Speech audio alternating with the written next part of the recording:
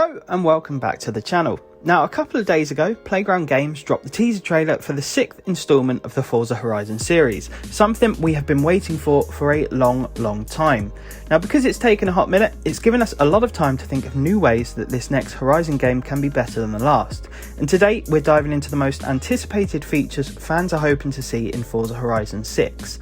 With a new setting, hopefully some new systems and a whole new vibe to it, Forza Horizon 6 could shape up to be one of the best Horizon games to date. So without further ado, let's get stuck in. First up, we're going to talk gameplay. Now, Japan is set to become the biggest and most vertical map in Horizon history, so hopefully PlaygroundGames can take advantage of this by giving us more opportunities to race through a much denser map. For example, racing through some multi-tiered expressways, diving into underground tunnels and parking lots, or drifting through tight alleyways that are all lit up by glowing signage and bustling nightlife, just as we're used to seeing in all these cool videos that we see of the Japanese car culture.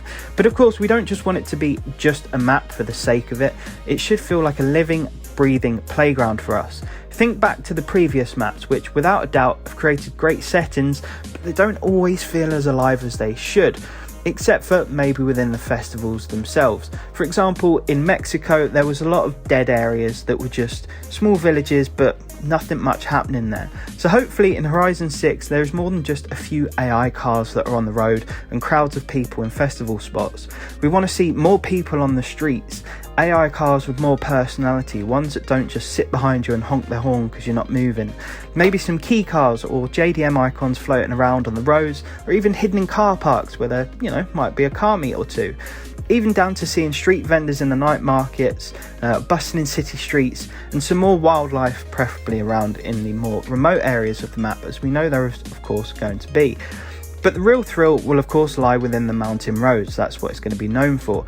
People are sort of really looking for some authentic 2G runs, those intense one-to-one duels on the winding mountain passes, similar to, I'm sure you will remember, the old Need for Speed Carbon days, where those race events were such a big part of the game.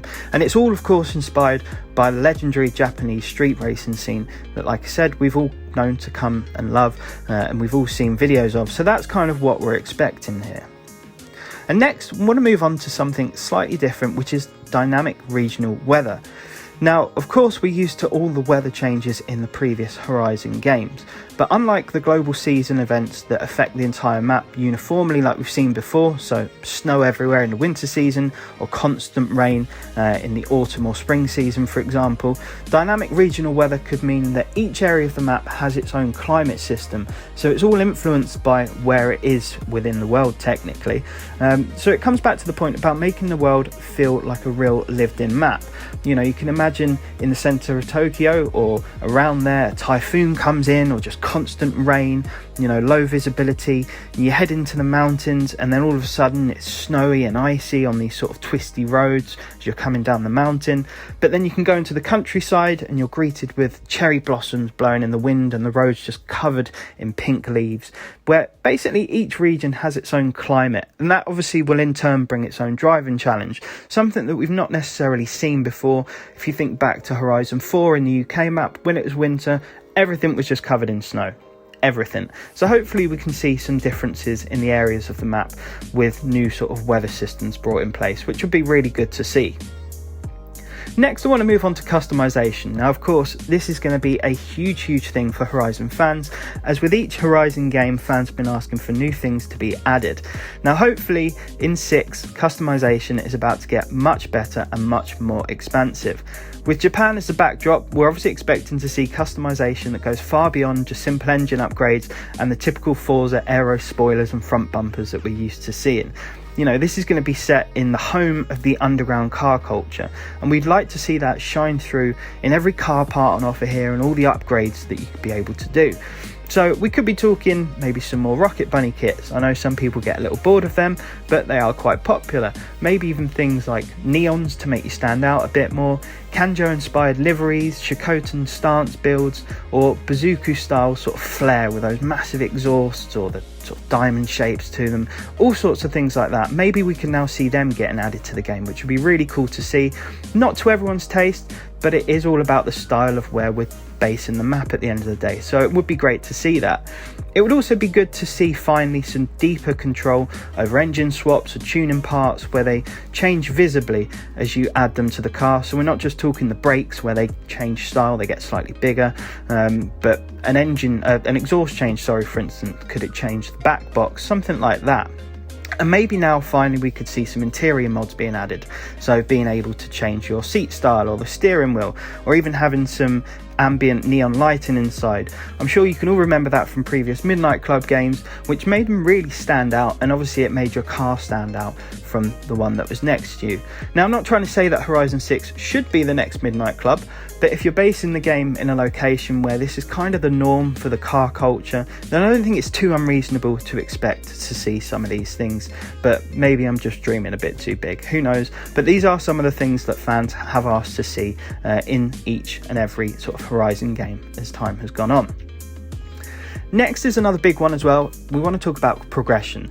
So when it comes to progression in Forza Horizon 6, a lot of people are craving a system that feels a bit more meaningful than before, a bit more of a grind, and not just one where you're ticking off checklists of tasks and challenges to go through, but something that's a bit more of a journey that starts you off at the bottom with little to nothing, and it makes you feel like you actually earn the next car that you want or that you're getting, rather than being able to afford a hypercar within that hour of playing after just playing a handful of races.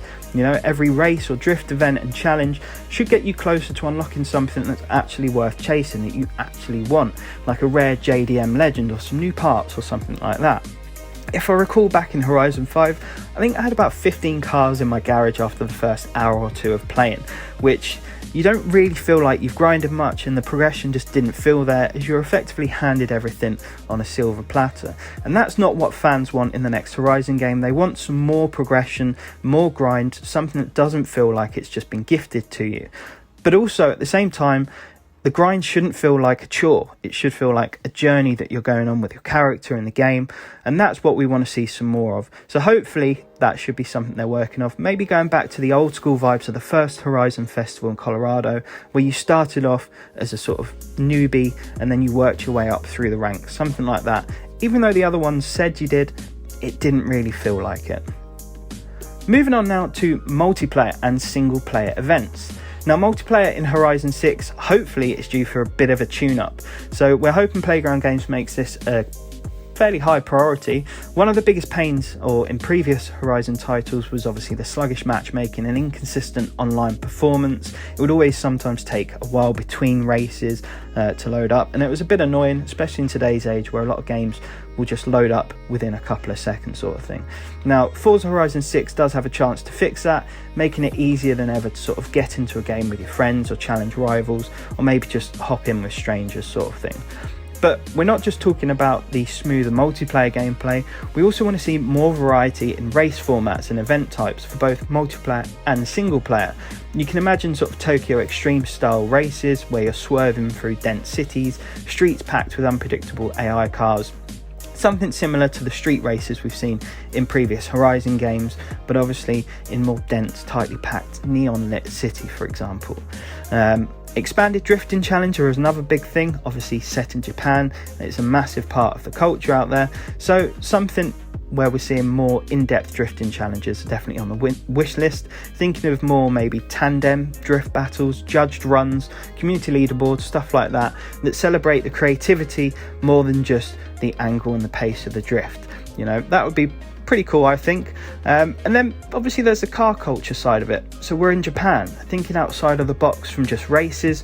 Forza Horizon 6 could maybe bring in some new street events that go beyond just racing. So pop-up car meets, underground shows, festivals where your cars get judged. Think back to Horizon 3 in Australia, you had the car meet, something like that, you know, obviously in the sort of Japanese parking garages and stuff like that, parking lots, there's always big meets happening. So introducing something like that would be really cool. And again, it's all about engaging with where we are. We're moving to Japan.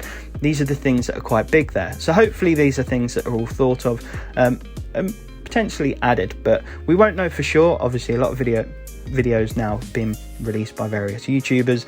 They're all speculating things. No one actually knows many facts. So hopefully they start releasing some of those and letting us know. But there you have it. several features we are looking for in Forza Horizon 6, from the streets of Tokyo to the peaks of Mount Fuji. This game is really gearing up to potentially be one of the best in the series. That is providing PlaygroundGames delivers on even half of this wish list, which will obviously improve from previous Horizon titles. But I want to know what you're most excited about in Horizon 6. Drop your thoughts in the comments and let me know what sort of features you're more excited about or what you'd like to see coming. And don't forget, if you enjoyed this video, dropping a like helps me out, and if you're new to the channel, subscribing also helps as well. But apart from that, until next time, stay safe and take care, and thank you very much for watching.